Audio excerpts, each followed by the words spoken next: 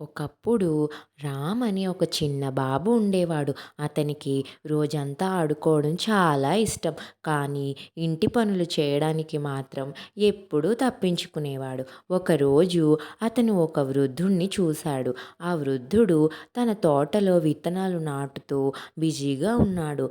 రామ్ ఆసక్తిగా అడిగాడు, తాతయ్య, మీరు ఇంత కష్టం ఎందుకు చేస్తున్నారు?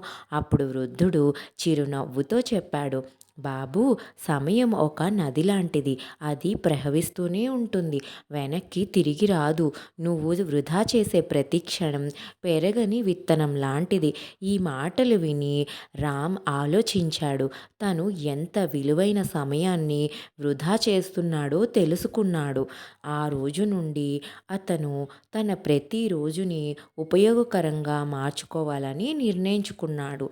ఆటలో కూడా పనుల్లో కూడా సమతుల్యం పాటించాడు. కొన్ని సంవత్సరాల తర్వాత రామ్ విజయం సాధించాడు. సంతోషంగా జీవించాడు.